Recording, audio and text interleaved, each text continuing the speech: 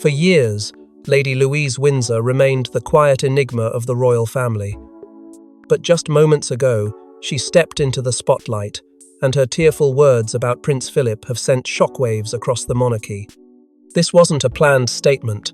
It was raw, real, and deeply revealing. Before we go deeper into what this really means for the royal family, make sure to subscribe so you don't miss a single update. The setting was understated. A private memorial intended for quiet reflection, not public revelation. Yet, in that space, surrounded by close family and a select circle of invited guests, Lady Louise's voice cracked under the weight of emotion. What began as a calm remembrance soon shifted into something far more vulnerable. With trembling words and tear-streaked cheeks, she described the man behind the titles, a grandfather who gave her strength, who taught her resilience, who never once treated her as anything less than equal. And in doing so, she unveiled a side of Prince Philip that the public had never seen, shattering the boundaries between the rigid formality of royal tradition and the rawness of lived experience. Her speech included phrases not found in palace statements or press briefings.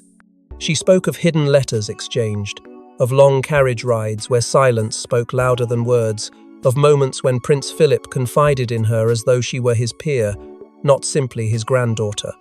The crowd, composed of senior royals, aides, and a handful of reporters, was visibly shaken. This wasn't a scripted eulogy, it was a reckoning. For Louise, this was more than tribute. It was release. The press had not been notified. No aides prepared talking points. Even palace sources admitted they were blindsided by the intensity and candor of her words. But what made the moment unforgettable wasn't just her emotion, it was the undeniable truth that radiated from it. Louise wasn't seeking attention. She was carrying pain.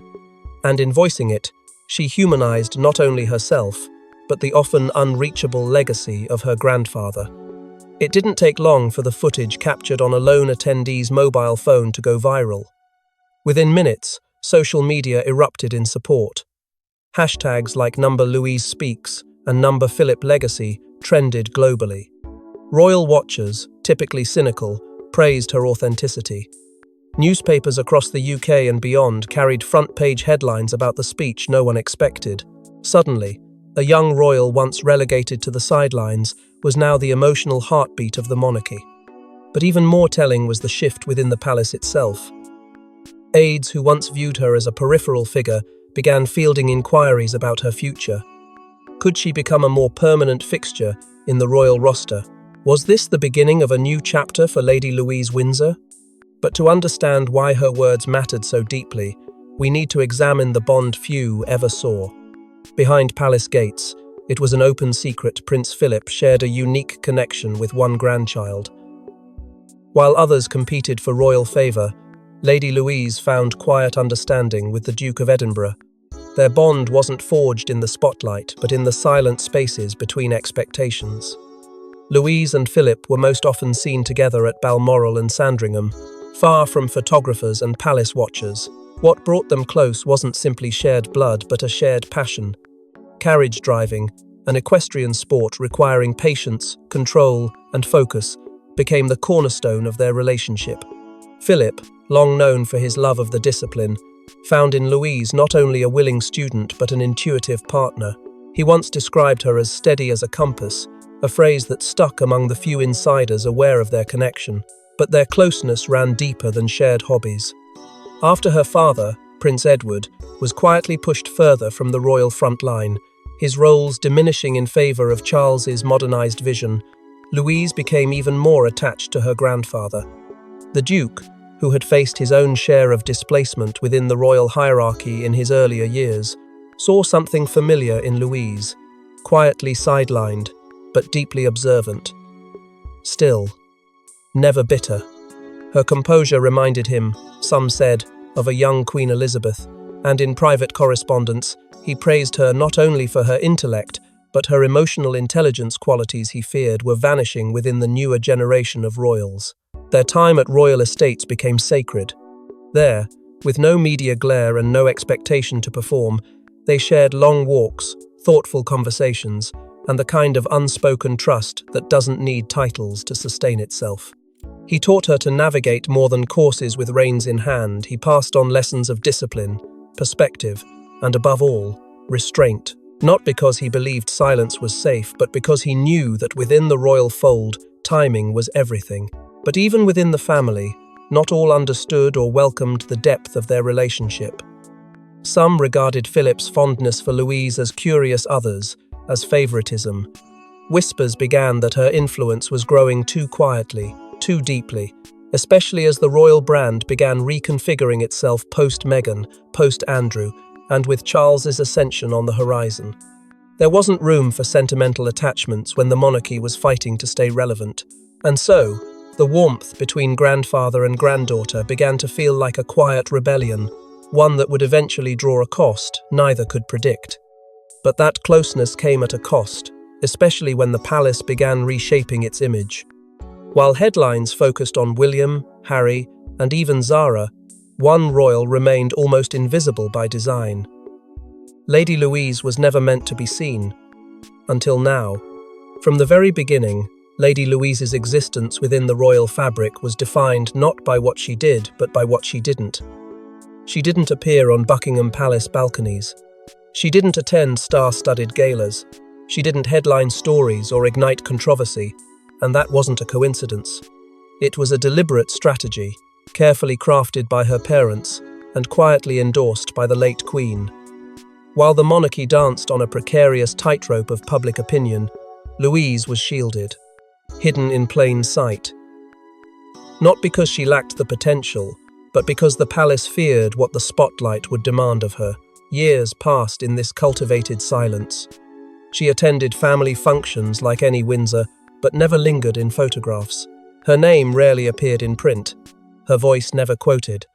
And while cousins were thrust into roles willingly or not, Louise was tucked away in Windsor, growing up under the radar. Few even realized she was Prince Philip's protégé. Fewer still noticed how her presence shifted during family gatherings after his death. But internally, whispers had started. Aides didn't know what to do with her now. Should she step forward?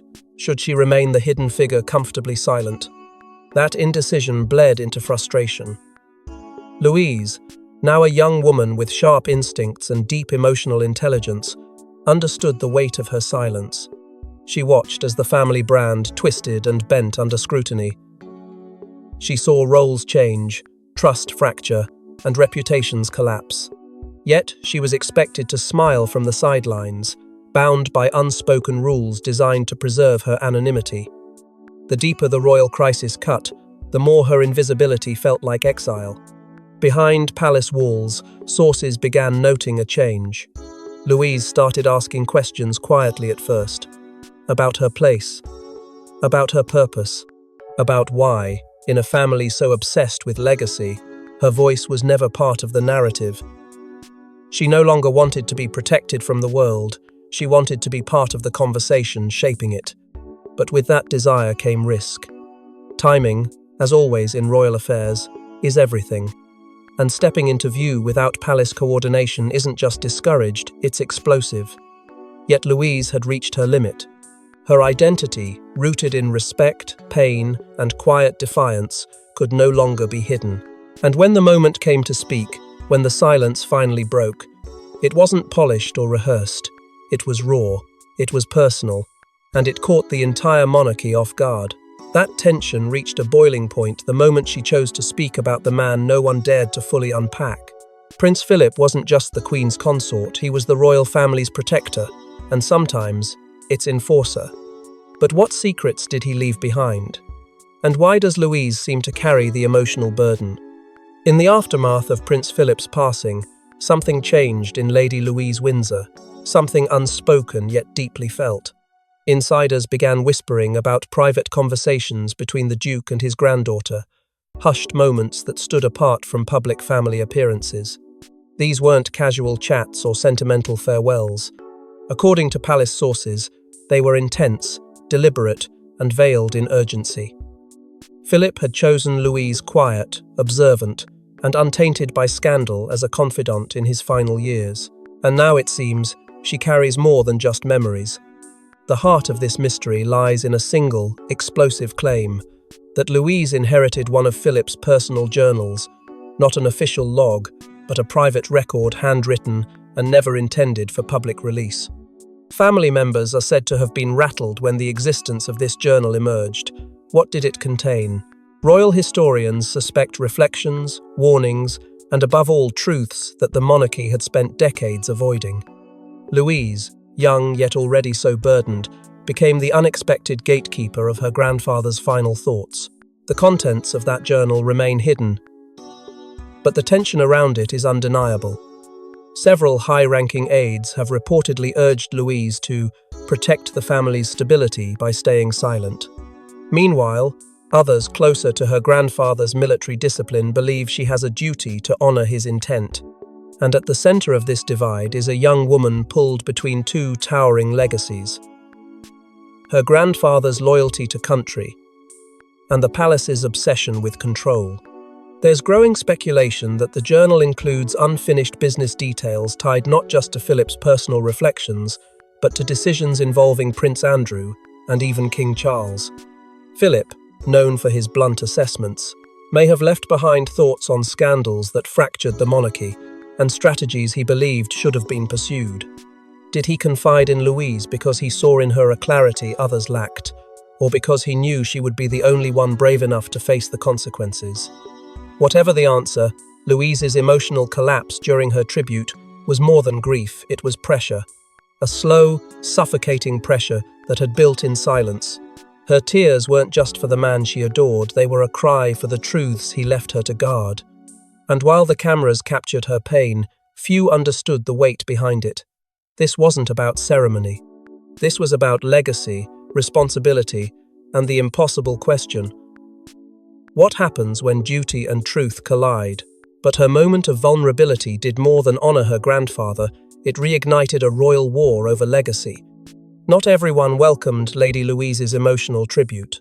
Sources inside the palace claim Queen Camilla was deeply unsettled and may have moved to silence her. The speech was unexpected, the tears unfiltered. As royal commentators scrambled to analyze Louise's striking display of emotion, another story was already unfolding behind palace walls. Queen Camilla, according to multiple insiders, was blindsided not just by the content of the tribute, but by the timing, tone, and most of all, the reception. What had started as a quiet memorial had exploded into a national moment, and one where Camilla was noticeably absent from the public's praise. Whispers began almost immediately. Had Louise acted without palace consent? Was this emotional reckoning vetted by the communications team? Or worse, was it a personal act of defiance, aimed at reclaiming a voice long silenced? By the next morning, palace aides were in damage control mode. Reports surfaced of urgent internal reviews to determine whether Louise had gone off script. The public had seen vulnerability and truth, but inside the monarchy's inner sanctum, it triggered alarm. Camilla, now firmly entrenched as queen consort, has spent years crafting a delicate image, balancing duty, grace, and restraint. Louise's raw moment shattered that composure. The Wessex branch, always one step removed from the royal power core, has long been treated as peripheral. But that distance has bred a quiet resilience. Louise's tribute, in many ways, brought that overlooked branch surging into the public's conscience. And Camilla, ever cautious of how sudden shifts in popularity could threaten her position, reportedly took notice. Sources say a private meeting was arranged. Just the king, Camilla, and Lady Louise. What was said behind those closed doors remains tightly sealed, but several insiders confirmed that Louise was gently but firmly reminded of her place. That while her words were touching, the monarchy required unity, not unpredictability. But it didn't end there. Following the meeting, reports of subtle shifts began surfacing. Louise was noticeably absent from subsequent royal engagements, her name omitted from internal briefings. The message, though unspoken, was deafening. Step too far, and the palace will pull back. The same strategy used in the past to manage Harry, to contain Andrew, even to dim Diana's light was now, it seems, being turned toward Lady Louise. Yet this time, the public wasn't so easily swayed. social media erupted with sympathy, applauding Louise for her authenticity. Some even labelled her the people's granddaughter, a moniker that stirred uncomfortable echoes of Diana's legacy. And for Camilla, already battling public skepticism, the optics couldn't have been worse.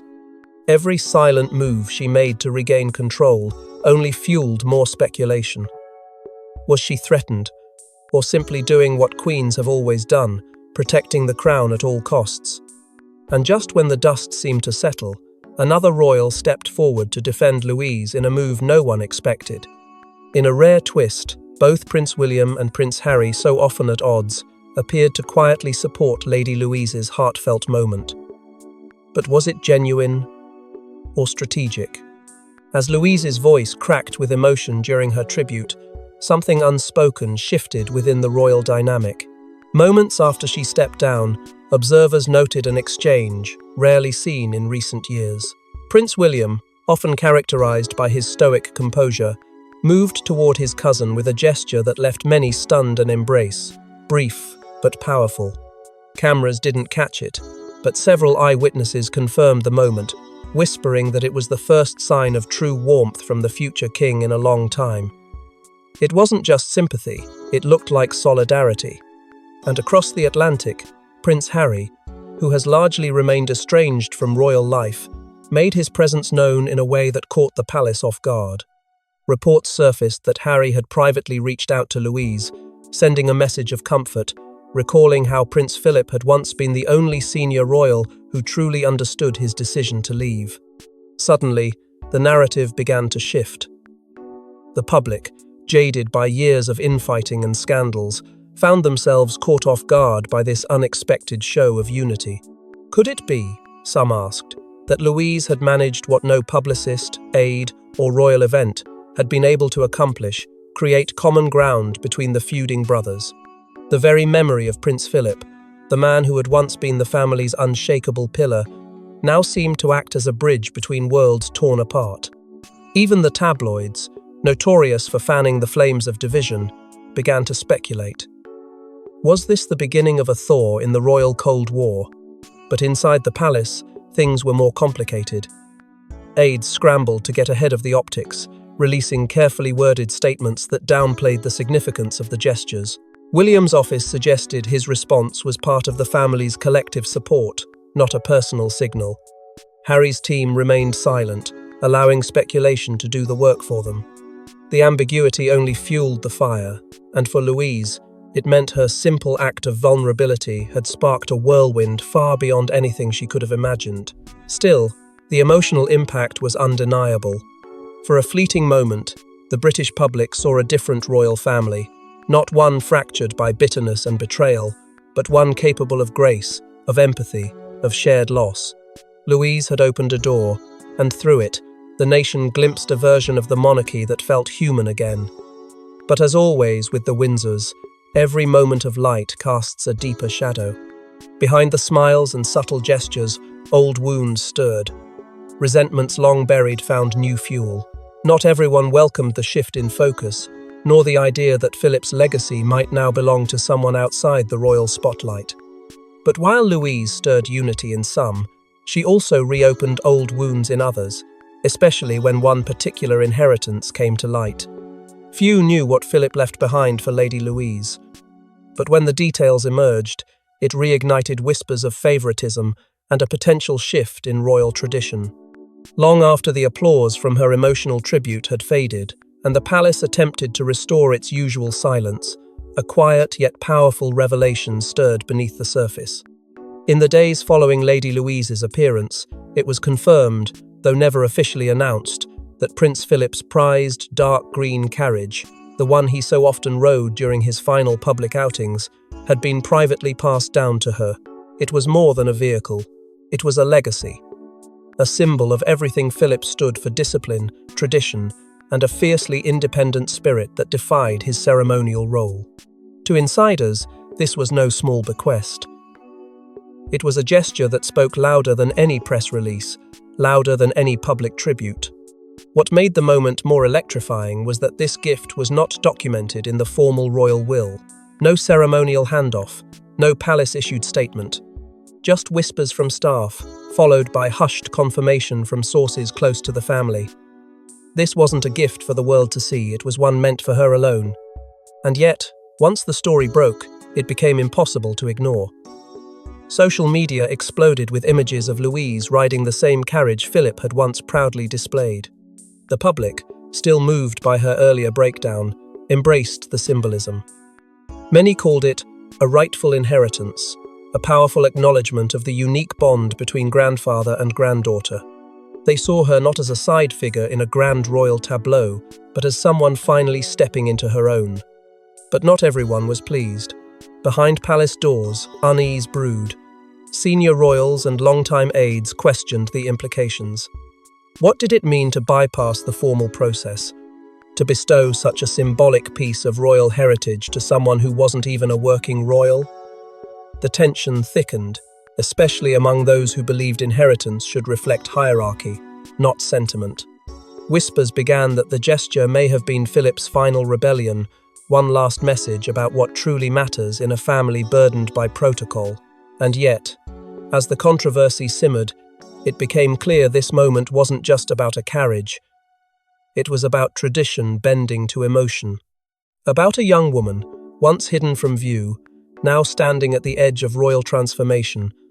There were murmurs that perhaps, just perhaps, Louise wasn't meant to remain in the background after all.